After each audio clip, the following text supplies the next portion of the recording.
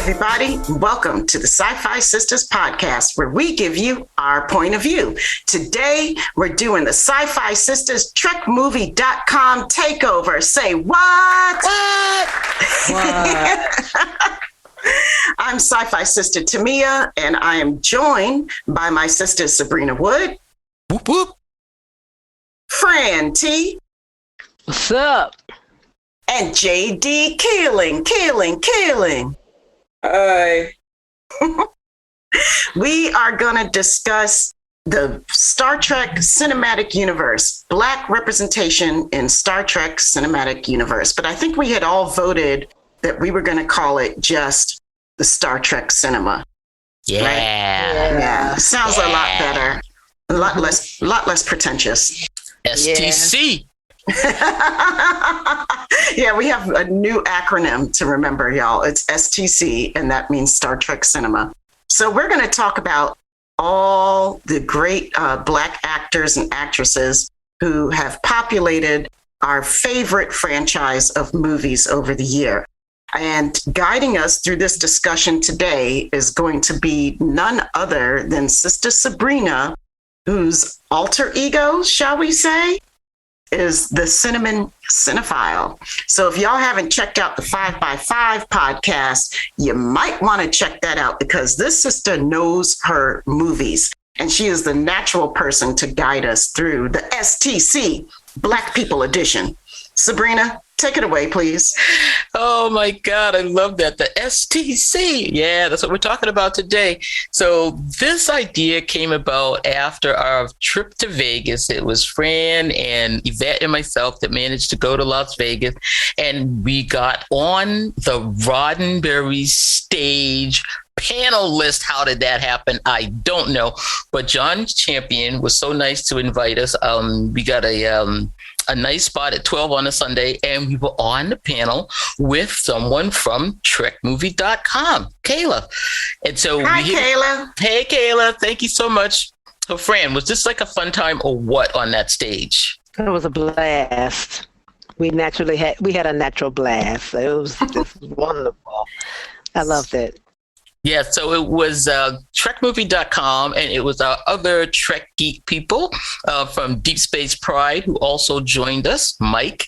And we were also with another podcast called Quoting Star Trek, because Quoting Roddenberry. So that was all of us that were there. So it was a four-hand panel. But Kayla came over afterwards and said that she really wanted us to do something with TrekMovie.com. So here we are doing a takeover, and we decided that we would take a look and see if any of these movies could pass the SyFy Sister Cultural Inclusion Test.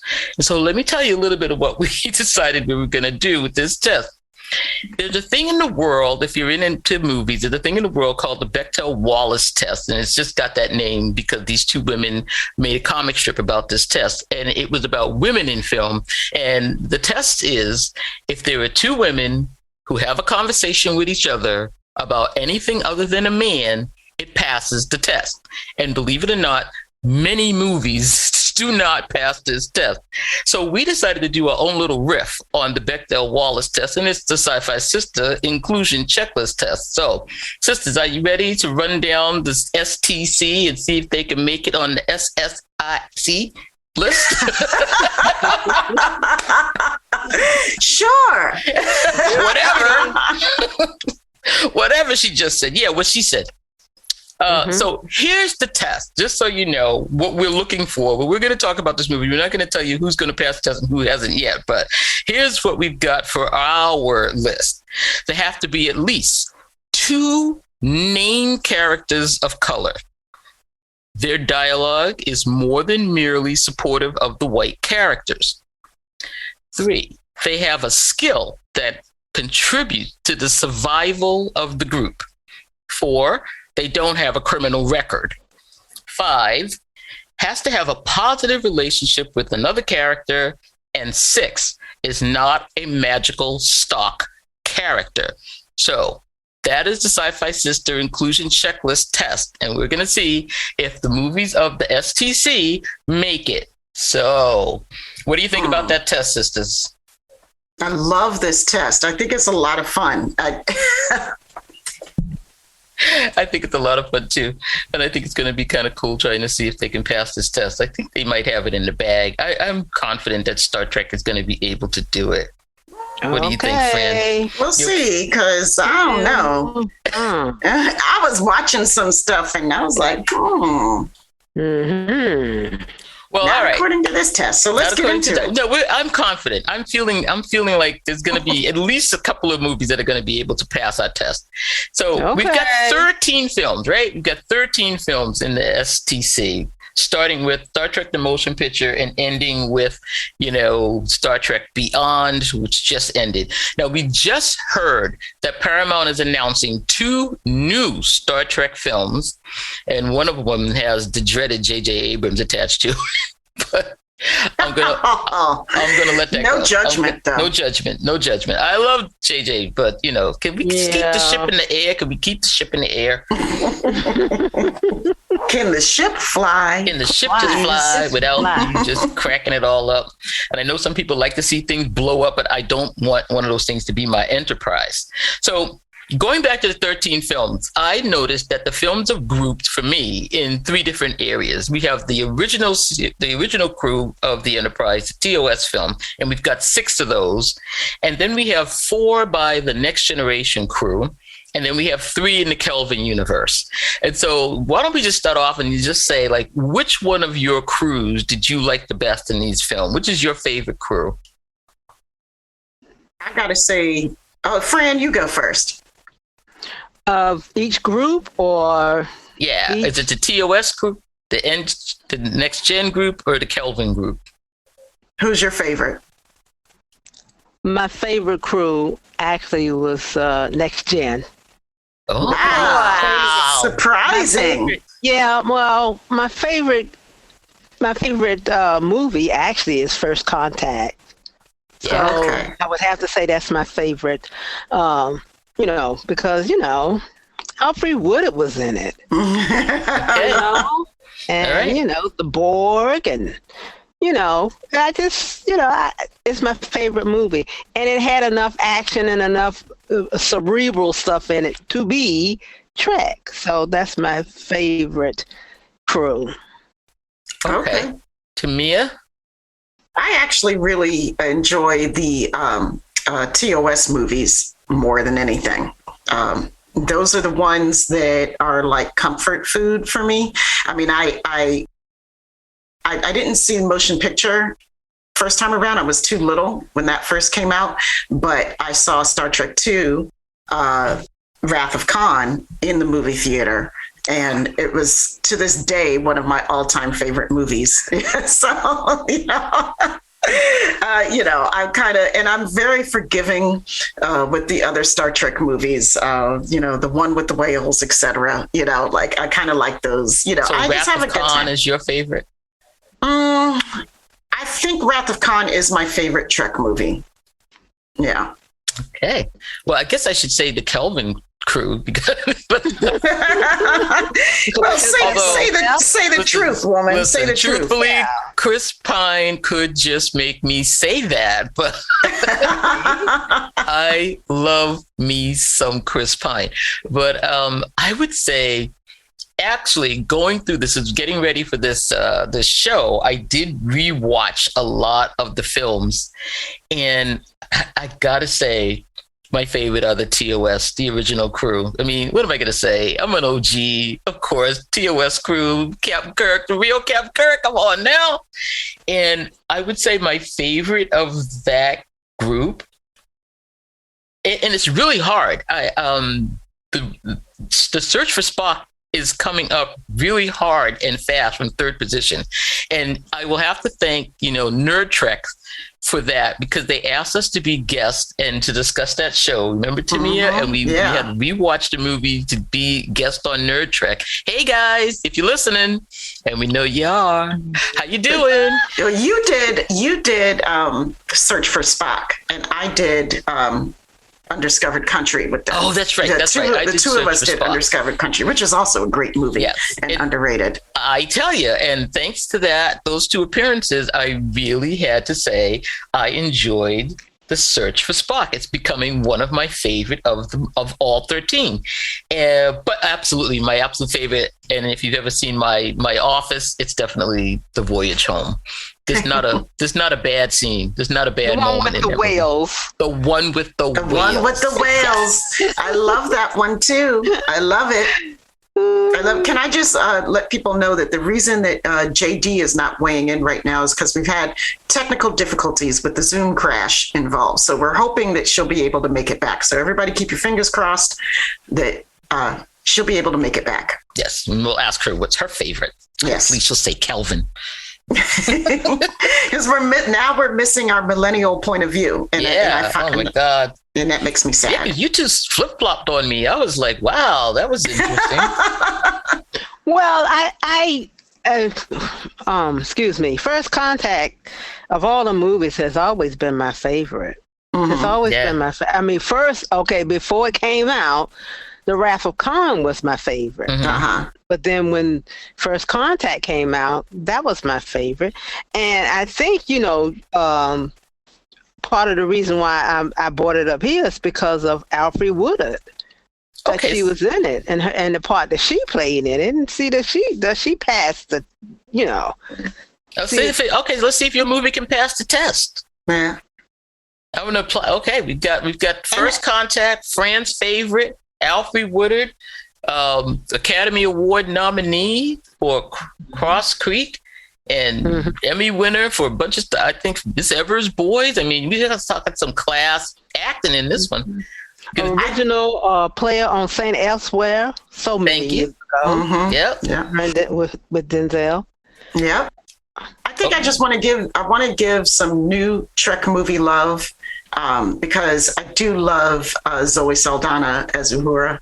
I do love what they do with Uhura. I like them fleshing out her character a lot more and giving her. I mean, I just watched an entire Star Trek movie where Uhura had like 3 lines. Yeah. And talk about one pissed off sister, so I like that she gets more time as Uhura, and that character gets fleshed out. I agree with you on that. And that's why I do like the Kelvin movies, because Uhura gets a lot more, she's got a full relationship with Spock. She's flying ships and stuff. She's translating everything and she looks beautiful. I mean, and they're showing her like all her full capabilities. Like if you want to see Uhura in action, you get like 1 or 2 original series moments of her in action with doing things that's up to her full capabilities besides just a couple fingers to her ear and say, incoming message, Captain, you know what I'm saying? I do. Yeah. And I think they use her a bit more in the films. She does have more to do in the films than she did, I think, but for a few episodes. But yeah, Zoe is definitely working Uhura in the Kelvin universe, but she's their only. I'm like, could we get like a couple more? We do have Sulu. I mean, we have people of color, but I'm talking black here today. Okay, we're talking black. So they need to get something else going on over there in the Kelvin universe. I like the Uhura character in the Kelvin movies. I wasn't crazy about the casting though. You don't like Chris Pine? Don't tell me you don't like my Chris Pine. No, I mean, I like Chris. You don't like Zoe, right? I'm not crazy about the casting that they did. Oh. Yeah. I wasn't crazy about that. No, she doesn't bother me. I'm okay with her in that part. I'm okay with her there. Okay. Yeah, she's holding up the. She was holding up the. What do you call it? The baton. She's carrying the baton well. I thought she did a good job. I thought she did too. And I know that like there was discussion about like, Uhura's not so light skinned stuff, but I'm like, it's a different universe. It's a parallel universe. Like she could be like. I mean, she looks fine. I'm good with her. I don't know. I like her too, but yeah, to each his own. Like, I'm not a big fan of Chris Pines either. So there you go. I know. My sisters are shocked. I'm like, I can take him or leave him. His head looks weird. It's weirdly sized. Oh my God. Okay, I'm just gonna keep going here. So, all right. So we're gonna apply. Guys, he's got a set of eyebrows on him too. Yeah, he's a good look. He's a good enough looking guy. I'm just not. He doesn't. I'm just not like flipping over him or anything. I am, Chris. If you're listening, and I hope to God you are. Sabrina loves you. All right. So the SyFy Sister Cultural Inclusion Checklist test here for first contact. Do we have two named characters of color? Are we're gonna skip TOS movies? We're gonna go. No, I'm gonna go right to first contact. I want to see if this one's gonna make it. Then I'm gonna come back to yours, and we're gonna do mine. And hopefully we'll get JD back on by then. So first contact, two characters of color. Yes. We've got Aurora and we've got Lily. First contact. And we have. That's right. Oh, wait a minute. Oh, yeah. Wait a minute. What am I talking about? First contact. Yeah, we're talking. Yeah, we've got LeVar. We've got LeVar. We've got Michael Dorn, and we've got Alfie Woodard. So we got three in this one. We have three named characters of color. All right now. Dialogue that's more than merely supportive. Yeah. Yes. Well. Yes. Oh, my favorite when Worf told Picard, I could kill you where you stand if you were any other man. I would kill you where you stand. That's true. That's not exactly supportive. He meant it. That wasn't exactly supportive, but no, they had the little makeup scene later though. But their dialogue was not merely supportive. Right, not merely supportive. That's right. So Worf was all up in his face. Yeah. And Alfred was all up in his face. Oh, yeah. Yeah. Lots of times, even though, LeVar was down on the planet doing what had to be done. Yeah. And he was in the other guy's face. Zephram? Yeah. He was in Zephram's face, yeah. So, all right. The black people got it covered over here for first contact. All right. Have skills that contribute to the survival of the group. Yes, and yes. Steph. Yes. All of them. All of that. All of them. All three of them. Mm-hmm. Okay. Worf was keeping the ship clear of Borg. Geordi was getting the Phoenix up and into the space there, and Alfie Woodard was making sure that Picard got back on track. That's right. Okay. Criminal records? None. All righty. Positive relationship with another character.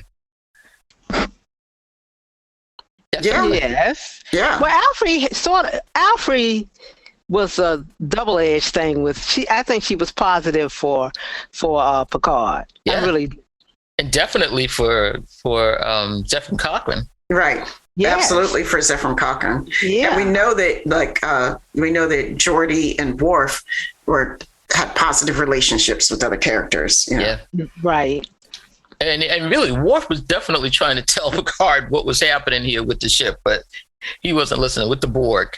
So I would give that a yes. Basically, Alfie Woodard winning that one all by herself, winning that point. And then at least one is not a magical stock character. No magic. Alfred's not. All right. She's not magically saving the day. All right. So we can say without question or doubt that Star Trek First Contact passes the SyFy Sister Cultural Inclusion test. Yes, this is a positive. Yay! We love First Contact. Yeah. 6 out of 6. Not bad.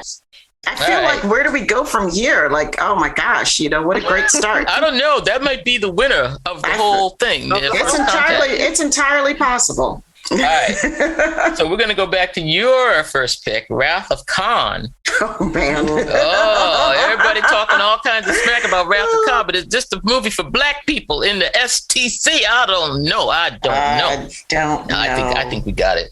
Can we count Ricardo? No, we can't count Ricardo. No, we can't count Ricardo. We can't claim him. I'm going to claim him. I'm gonna claim him. Montalban. No. I wish, Lord knows, I wish we could. If we were doing, if this was the Dave Chappelle show and we were doing the race draft, then, we might be able to take him. Yeah, we could trade, but. Race draft. But we are not Dave Chappelle, so we're going to stick with the black people. Yeah. Okay, so Wrath of Khan, who do we have in this one? Oh, no, this is going to win, girl. Come on now. We got Nichelle Nichols playing Lieutenant Uhura, and we have Paul Winfield. The amazing Paul Winfield. Playing when the walls fell. Before he was Shaka. Oh, okay. Before he was Darmok, he was Captain Terrell. And let's make sure we give him all his due. He was nominated for Best Actor with the Academy Awards in 1972 for Sounder. He also is an Emmy winner himself. So, this is another, Oscar royalty coming in to visit the Star Trek cinema. Mm-hmm. And so now, this is Tamia's favorite show and favorite movie. And let's go ahead and apply our test. Okay. So, 2 named characters of color. Yeah. We got him. Captain Terrell, Lieutenant Uhura. And the guy that played March, Kevin Rodney Sullivan. Yep. He was only there for a minute. He was like another obscure black person, but he was named. He was in the credits. Yep. So we got that. So we got 2 named characters of color. Dialogue that is more than supportive of white characters. It's more not merely supportive of white characters. I feel like that's how we should say that. Oh yeah. Paul Winfield, definitely. Oh my gosh. Come on now. Paul Winfield had it all by himself, When he just gave that stuff up, when he ripped that bracelet off, I cry every time. Oh, okay. So we got that. We have that. Gets another point. Skill that contributes to the survival of the group. Well, Uhura has that in balance. Oh, yeah. So did our named guy, March, who only had a brief moment, but he had a skill. That's why he was on the ship. Okay. All right. And Paul Winfield did, even though. Absolutely. And he absolutely had a skill. Yep. I mean, he was a captain. Okay. All right. So we've got 3 points. 3 so far. That we know of, nobody had a criminal record. Now, the captain of the Grissom, he did not have a criminal record. He had no criminal record. But that guy, March, I don't know. Maybe. I don't know. No, we're going to say no criminal record. So we're going to count that. Our 2 named people. Our 2 main people do not have a criminal record. Has a positive relationship with another character. Well, I would say that Captain Terrell and Chekhov were doing their hostage together. Even before they were brothers in arms in prison, right? Wow. Yes. Even before they had a good thing going, they were working really well together.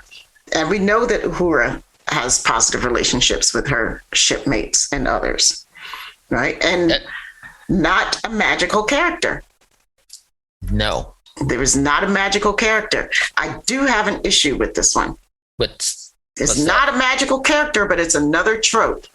Unfortunately, is the black character sacrificing themselves for the good of the white character. This is true. I was going to go there with you. We have that. He did not survive. No.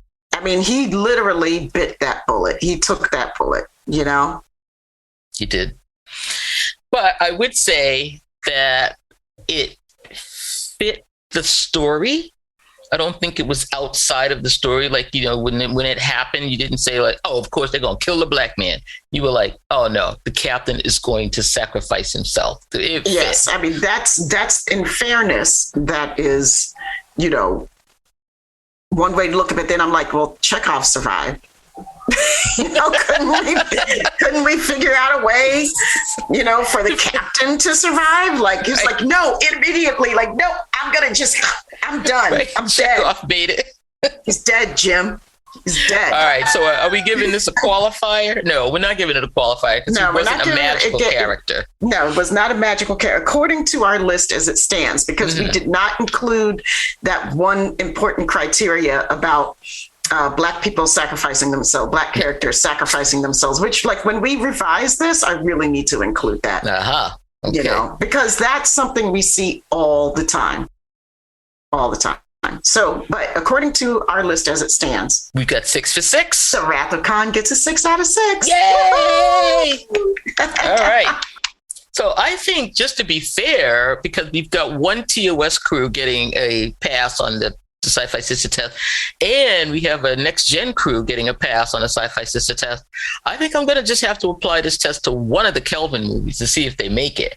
As well, you should. Yeah, we should, just because we have JD back with us. JD, woohoo, yay! We want to ask you first before we go on and do that. We've got her back from Techland problems. And so, JD, the question was, which one of the 3 crews is your favorite? The TOS crew, who did the first 6 movies, the Next Gen crew that did the next 4, or the Kelvin crew who did the last 3? Yeah, it's going to be AOS. It's going to be TOS? AOS, alternate original series. Oh, okay. Okay. So, you want to expound on that at all? I like them better. No. I'm gonna smack you. No, like that's the first Star Trek I ever really watched. It's the first thing that got me interested in Star Trek. It got me interested in those movies. So yeah, I'm going to give them credit. They did a lot of heavy lifting because, to be fair, I had seen that one movie where Kirk and Bones goes to prison or whatever. Mm-hmm. Yeah, I was never impressed with that. Never found Kirk that interesting. I don't know, like, besides the Reading Rainbow guy, what is TNG really offering? So, you know what? I'm going to give it to the new movies. All right. Mm-hmm. I knew it. I knew it too. Oh, yeah, great. I love it. I love it. Okay, so which one is your favorite out of all of them? The third one. Is that Beyond? Yeah. Okay. Yeah. I'm like, I don't know. Like, I got to be more specific than that. All right. Star Trek Beyond. It's the third one, okay? I don't know which one it is. It's the one where they freaking blow up the Enterprise and they're on their planet and there's like there's mystical icon things and all kinds of stuff is going on. There's a motorcycle. I mean, that's a good one. I do not remember the planet. The Enterprise. No, the Enterprise was fine, wasn't it? I feel like the Enterprise was fine. We played the Beastie Boys in the Enterprise. Yeah, the third one is the one with Idris Elba, right? Yes. Yeah, they do a lot of running around chasing Idris Elba. Yeah. Chasing Idris Elba, yes. Okay, so what we're doing here, JD, is we're applying our little test to each one of our favorites. So we're glad you came back on time to tell us that Kelvin is yours because we'd already picked the other 2. And so, great. So we're going to apply this. What would you have done if I hadn't said the Kelvin? We were going to go there anyway. We would have done a Kelvin anyway. You just made us legit. Okay, so applying our test now to Star Trek Beyond, which is great because first question, are there at least 2 named characters of color? And we said of color here, but we do mean black. So we're talking black on this one. We have Zoe and we have Idris. So Beyond gets a point for that. It's a point. All right. The dialogue is more than merely supportive of white characters. Uhura definitely in this one. Mm-hmm. Was it? No. Well, technically yes, because Uhura was paired off with Sulu, so it's a very technical yes. Okay. Like, he's not white. But the dialogue was more than merely supportive of, though. Well, technically yes. Like, I'm not going to split hairs about it. Yeah. They got a point. She was all upset about her necklace and everything. She was like yelling at Spock about the necklace. Yeah. Her gift. And then, when they were captured, Uhura had a lot to say in this one. Okay, they have skills that contribute to the survival of the group. Oh, definitely. Yeah, well, Uhura definitely does. Yeah, she got him out of there, didn't she? Well, who are these? We have other. I'm sorry. Go ahead, JD. It's hard to say with Beyond because the thing is, that's the one where we get like the different group dynamics. So you got Uhura with Sulu, and they're trapped with your boy Idris. Right. Mm-hmm. Like they're part of the crew that is taken hostage. So yes, yeah. Like it's really hard to say. Can we do a half point? Like everyone's doing like 3 different things all at once. Yeah. So are we going to allot them a point for this? I'm giving Uhura a point. Yeah, man. Absolutely. Okay. All right. So we got 3 points for Beyond thus far. All right. Here's where we're going to get into a little trouble. Does not have a criminal record. Technically, yes. Uhura never got in trouble. That was all Kirk's business. Well, and Idris... secondly, no. No, he didn't, because his ship, wasn't it that his ship had like basically crashed because he had went a little crazy. So, yeah, he went crazy. Like he doesn't have a criminal record yet. Exactly. Left and right. But Starfleet didn't know about that at first, and he died before they could charge him. So. True. Technically, he did not have a criminal record. I mean, he's the villain, but he doesn't have a criminal record. But he doesn't have a criminal record. They have to get a point for that. Like, if we're technical about it, oh god, Fran is in protest. Fran is in protest. Just because he's the villain, we wrote the list. He does not have a criminal record before he snaps and goes all bad guy. Yeah, because the thing is, it's like toward the end where you find out, oh, wow, he used to be a Starfleet captain and he's not just some random alien. So, technically, he was fine. Come on. Brandon's like, no way. We can't apply it that way because he's the villain of the movie. Okay, all right. Fran, teach me. What are you thinking? I'm thinking that he does have a criminal record. He does. He's been killing people for years and years and years. The lady with the lady with the blonde hair, right, has told all the atrocious things that he's done. So he does have a record of being a criminal. Okay. Are we convinced? No. See, you may be convinced, but I pulled up the Wikipedia. The whole situation is basically he was a pre-Federation soldier and he rejected the Federation's principles. So he teamed up with the Xindi and the Romulans. Then him and his crew went through a wormhole. So technically, no one called him into court. I don't know now. I'm kind of siding with Fran, but okay, he doesn't have an official criminal record, but this dude is a criminal. He did some criminal things. He did bad things. I ain't gonna argue that. But ain't no one bring him to court.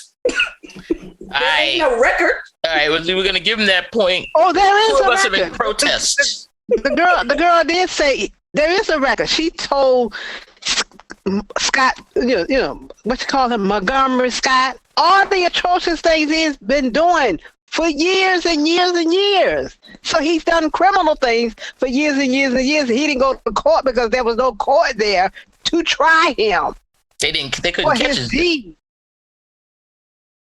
No. Where's the court? He's the court. He was in charge. Exactly. When you in charge, you get to make the rules. I don't know. This is pretty I think, like I said, this is a movie of technicalities. Okay. I'm with Fran on this one. This is a criminal. He's a criminal. I actually have to agree with the other sisters that he is a criminal. You didn't say that he was a criminal. You said that he had a criminal record. That's just true. I mean, like, we're looking at how we wrote this thing. And we said, don't have a criminal record. So all right. I'm going to give it a half point.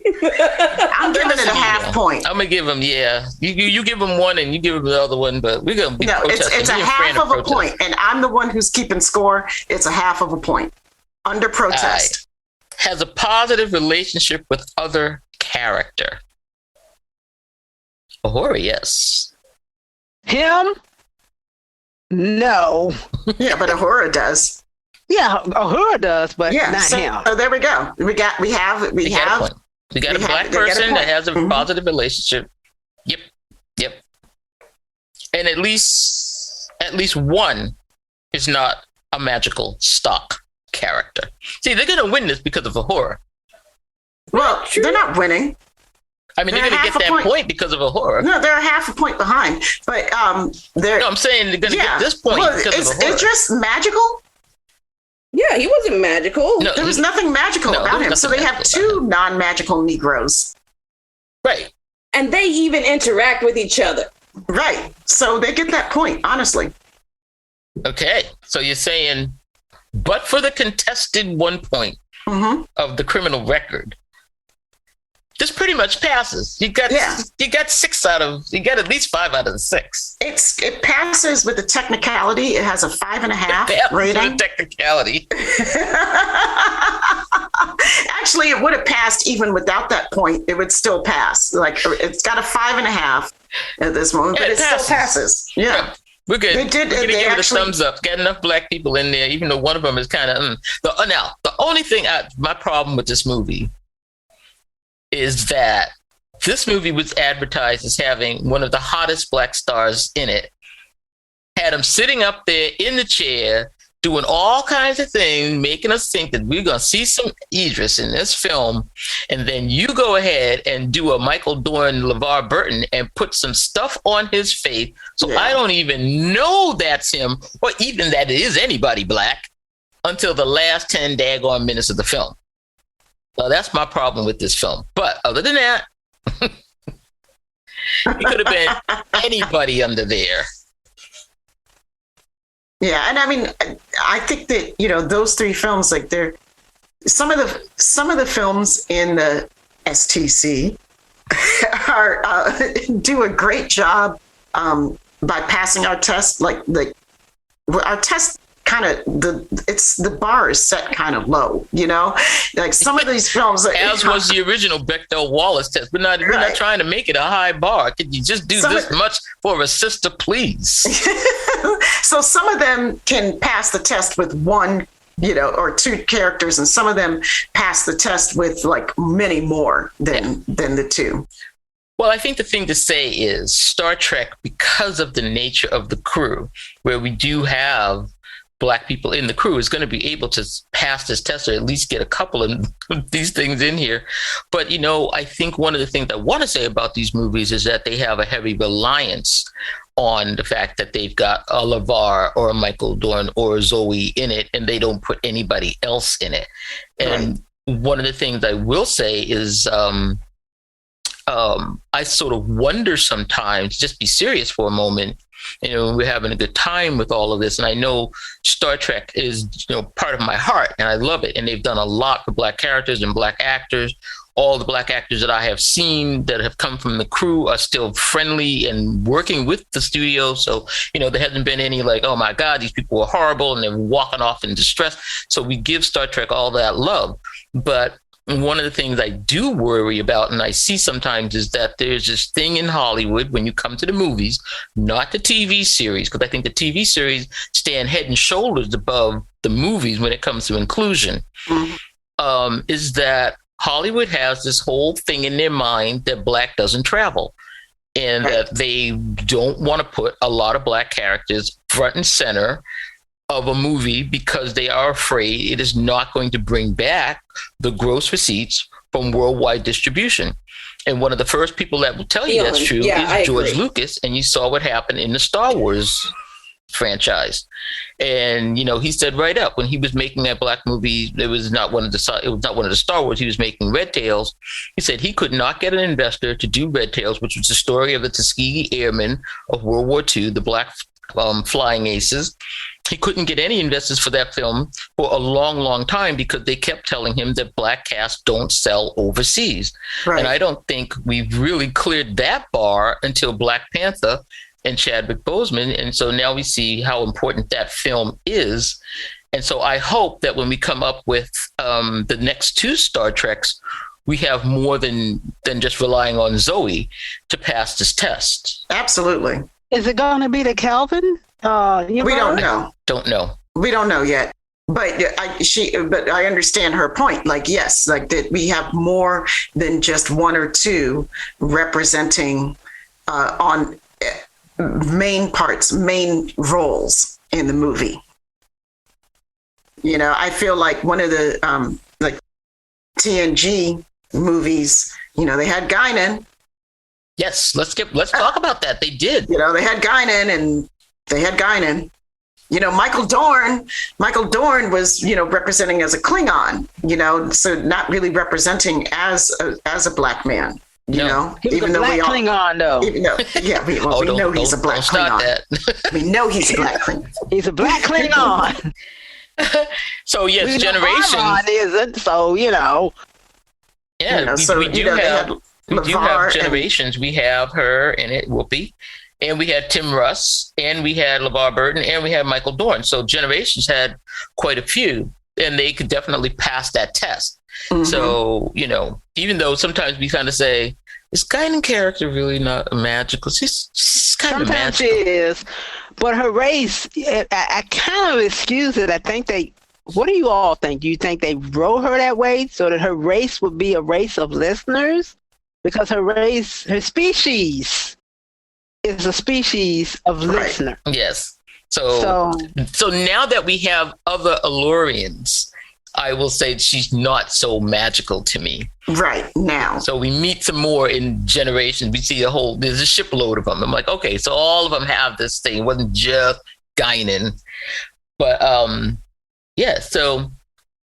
Yeah, I think that she really rides. I think at the time that she was written,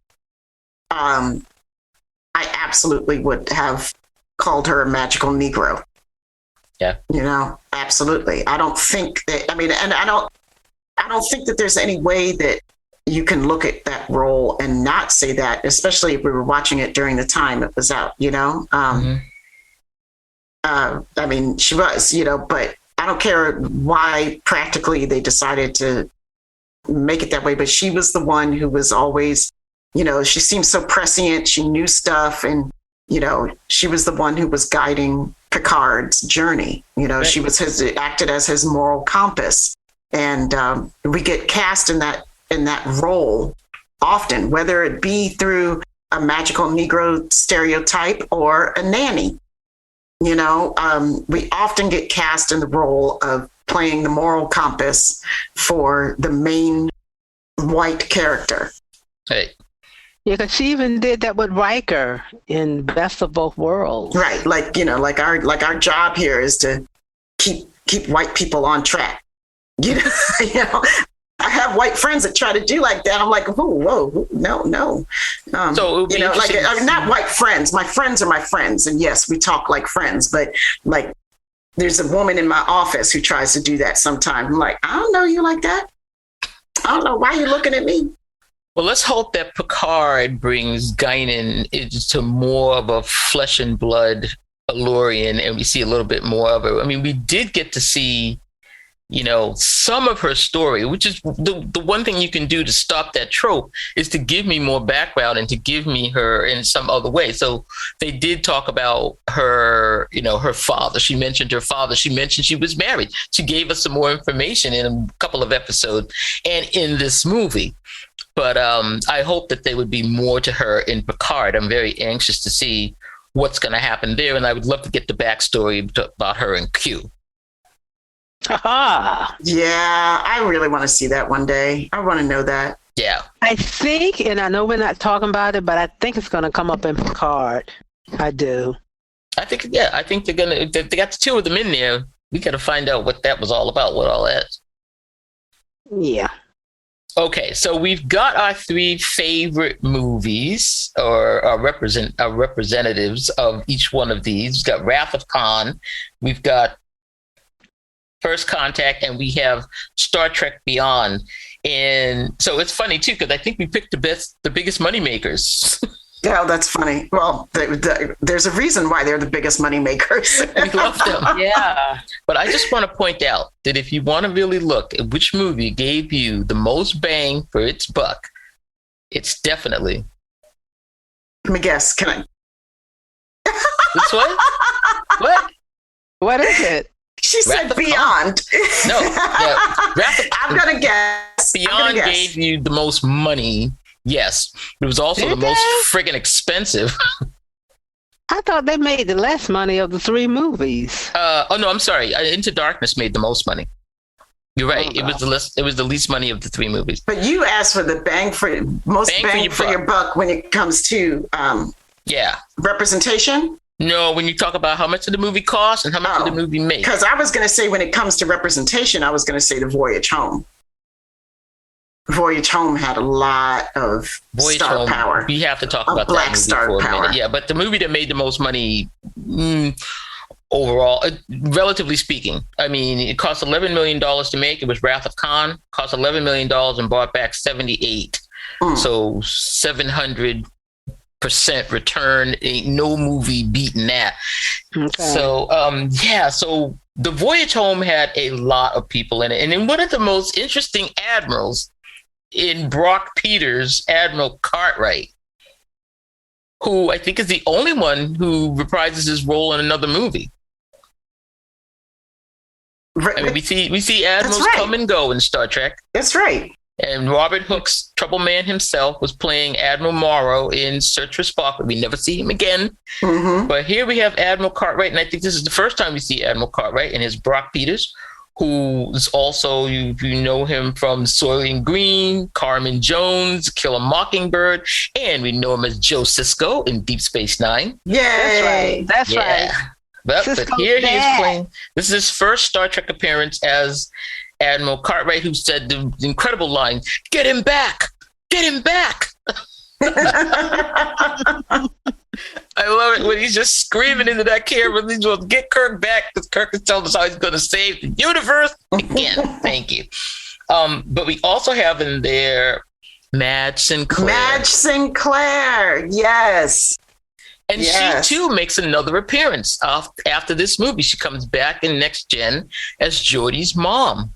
I know, but then she's dead. So and in this movie, she doesn't die. Right. She comes back. So she survives, and so does Brock. Now I noticed, and I know maybe I'm being misobvious here, that Star Trek tends to people that they tend to use over and over again. Yeah, like Tim Russ.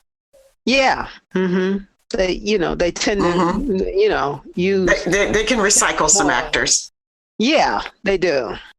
So I think that's true, and I think it's kind of good. But I like the fact that Brock Peters does come back again as Admiral Cartwright. He's playing that role again, but of course he takes a turn.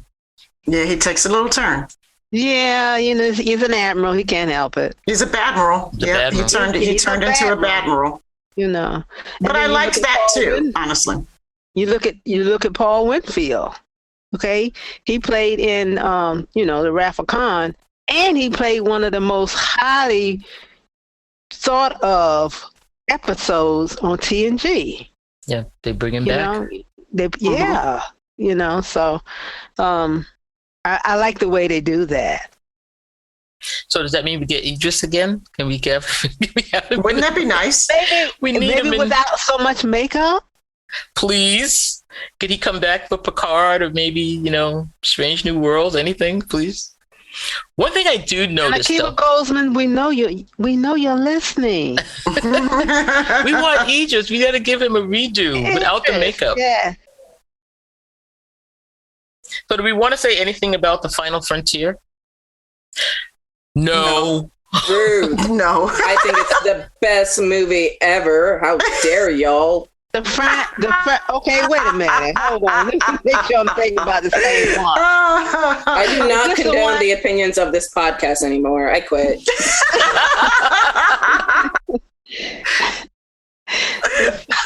The Final Frontier. Is that the one where they were looking for God? Yeah. Yep. Mm-hmm. Okay. What does God need with a spaceship? Seriously, look, they have great lines. It is no worse than the original series. I don't care what y'all people say. No, you're That's actually some great lines. You're absolutely right about that, JD. And it had some great scenes. There were, I think, the scene where Cybok was showing them their pain. Those were some really great scenes. But my favorite is Kirk saying, "No, I don't want to. I want to keep my pain. I need my pain." I saw that movie once, guys, and I have not looked at it again. And I have kind of erased it from my memory. We're here to bring it back. Yeah, it's a beautiful movie. Like, the ending and the beginning don't really make sense. I don't know what we were doing on the campfire, but it's cute. And everyone gets free therapy except Kirk, who really needs free therapy. Refuses his therapy. Who needs it? Well, you know what? You know why I chalk that up to? Kirk saw himself get split into meek and evil, and he said, "I need my pain." He knew it. He's like, no. I saw the split. I need my pain. Sometimes you need therapy. Sometimes you need it badly. No joke. He did not want it. He just threw it right in that man's face. Especially especially at that point, Kirk needed therapy. You just lost your son. You just went through this whole thing where you thought you lost your best friend, then he came back, and you just had to go through it. And you just brought a girl back from the 80s. And I don't know what happened with that relationship, but did not seem to go well. Not at all. He needs to be sitting laying on a couch, sitting in a chair somewhere across from a therapist. And this movie reminds me of one thing that they did in several of these TOS movies, is that they brought something from the TV series that we saw in the series back into the movie, and that having to get a ship that could make it through the Great Barrier. We saw that with Rojan and those people that turned them into the little cubes. Remember, they stole the Enterprise because the Enterprise was the only ship that they could get through the barrier. And here they are again, trying to get through the barrier. And even, the very first movie, the motion picture, we have Vija, which is definitely Nomad. Right. And then in the second movie, of course, we just bring back Khan altogether. We ain't even trying to say this is a guy.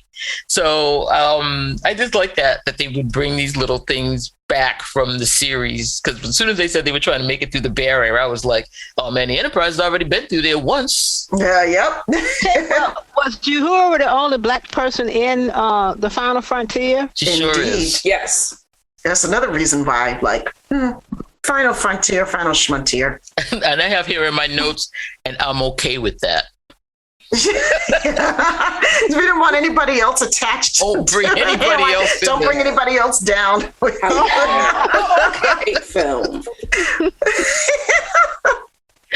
But I do want to say for just 1 minute, because I was saying earlier that I'm starting to really love Search for Spock, and that has a couple of other people in it besides Trouble Man, played by Robert Hooke, Admiral Morrow. It had Phil Morris, who was playing Trainee Foster. Mm-hmm. And, he's Greg Morris' son from the original TV series Mission Impossible. And he also starred he didn't star, but he was one of the little kids in the he was one of the little kids in the TOS series Miri, that episode. That's right. So he got brought back too. He did. From the original to the movies. Yep, he was. He did. And my other brother that I love so much in this Star Trek movie, Search for Spock, is Conroy Gideon, who played the Starfleet security officer in the bar. Oh, he was great. Who gets Dr. McCoy? Your voice is carrying, Doctor. He's like, who are and we you? never see him again, but he was fine. And that guy was in a lot of movies. He was in Dallas, TV shows all over the place in the 80s. But he was really hot in the 80s when he did this movie. So just remember, that's him, Conroy. Conroy, if you're listening, baby, I still love you. He actually was somebody that what was his other thing he was in that was really, he made another movie that was really famous, but he just reminds me so much of he kind of reminds me of Michael Dorn a little bit, when Michael Dorn doesn't have all his stuff on his face. You think? Yeah. I didn't get that. Anyway. And then I do want to give a shout out to Undiscovered Country, even though I thought Iman was definitely wasted. Iman was completely wasted. You know, like, I mean, I don't, oh, God. Yeah, I mean, they had Iman, you know, she's so eccentric and like just her, and she's just a presence in and of herself. Like, wow. You know, I mean, I'm not saying that she's a great actress or anything. Don't get me wrong, because she's not, you know, but she's just like, she just brings all of herself, which is enough.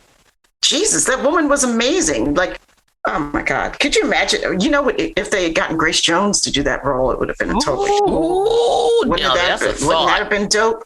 Wouldn't that? Oh, yeah. That would have been dope. That would have been all right. She would have been an exotic, beautiful alien. Mm-hmm. No, with no makeup. I love her. But in warm leatherette.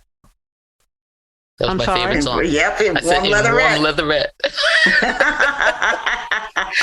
So one thing I do want to say about the Star Trek or this STC is that I would like to see another thing. We were just talking about, you know, Black Don't Travel, and let's have a little bit more than Zoe in the upcoming film.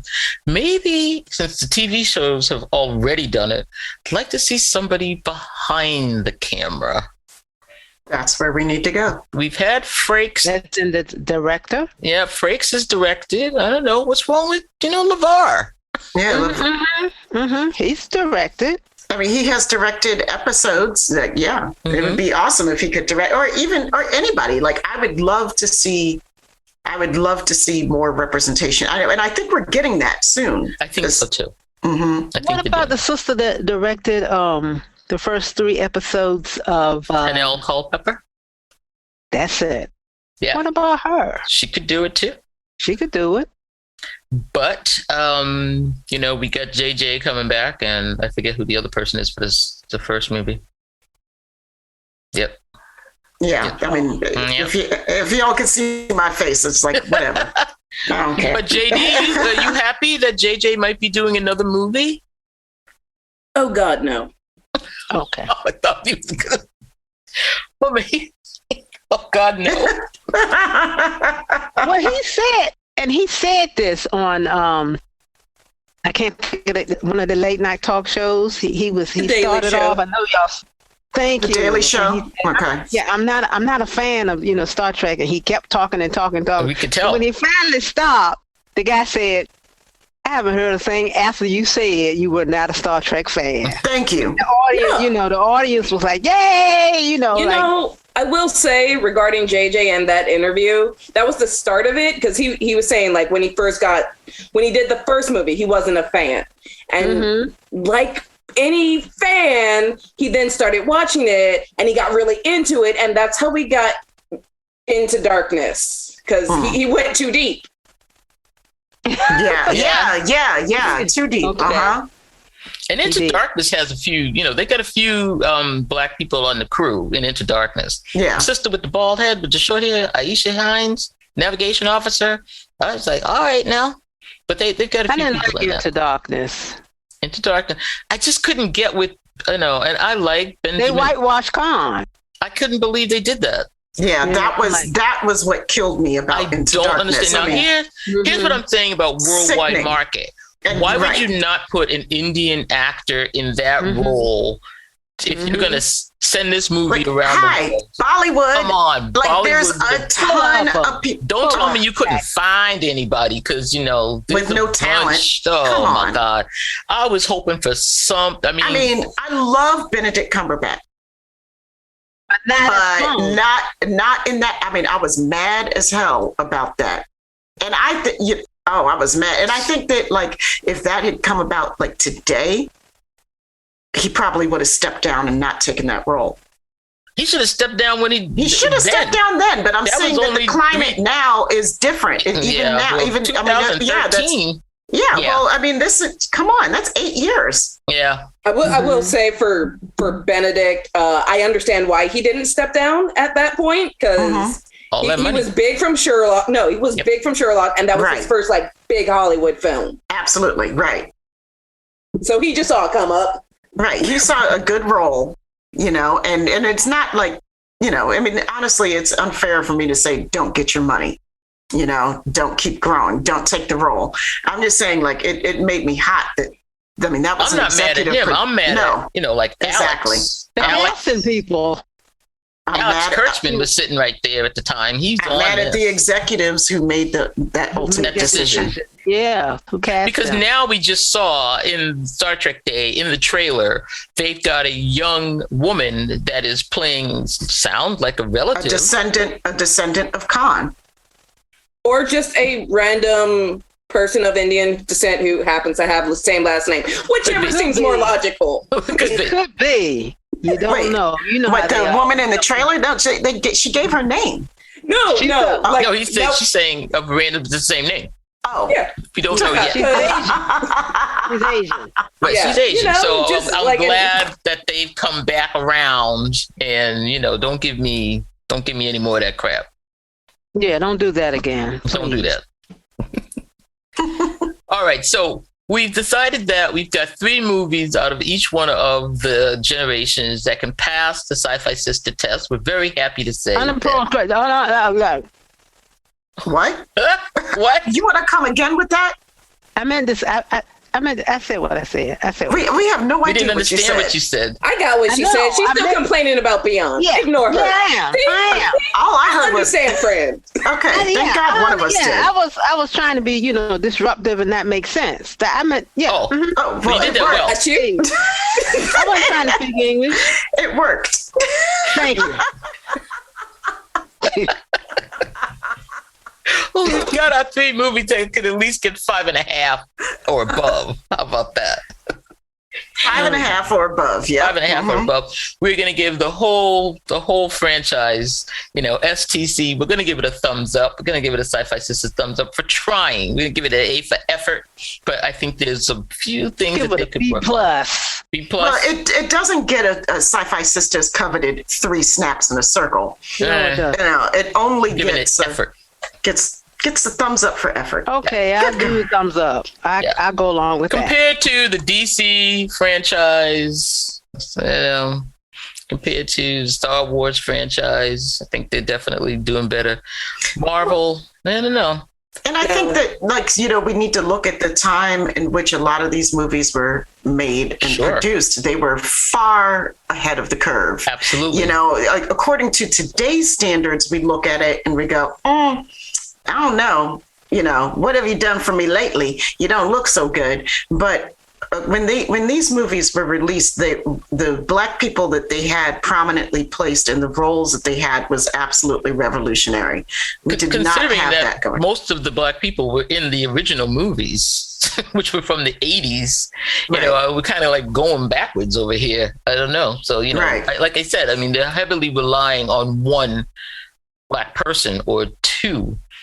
And I know they're building up that person's role, but, I would like to see more than just like an occasional passerby in the crew. This is one of those times when I kind of miss Gene Roddenberry being alive, True. Because, that what we experienced in the 80s movies, that was definitely his influence. You can see how brave he was. Mm-hmm. And people say a lot of things now in hindsight about why this and why that. But, when you were up against the mindset of studio heads back in his time. Right. Come on. Right.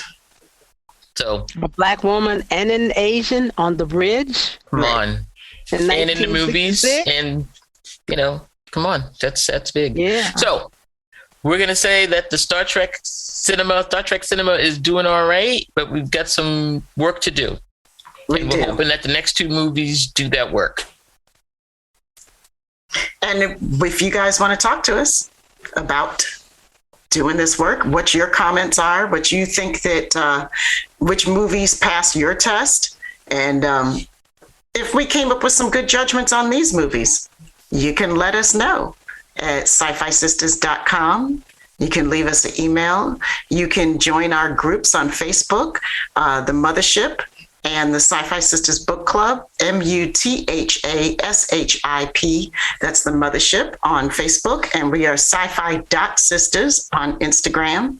And SyFy Sistas is spelled SyFysistas. And as well, you can also find us on the Trek Geeks Podcast Network, because as I neglected to say at the top of the show, we are a proud member of the Trek Geeks Podcast Network. And we are so happy to be in that family with the best of the best over there on Trek Geeks. And so check out trekgeeks.com or get the Trek Geeks app. And you can find all of our shows on there, plus exclusive content. Did I miss anything? Did I leave anything out? Dose. Oh, yeah. The baddest engineer in the galaxy. His name is Dose the anonymous one. And you can, if you need music, he is responsible for all of our music on our show. Or if you need engineering services, check him out at dosetheanonymous1@gmail.com. That's DOSTHEANONYMOUS, the number 1@gmail.com. Thanks for letting us take over the airwaves, trekmovie.com. Sabrina, you have a final thought?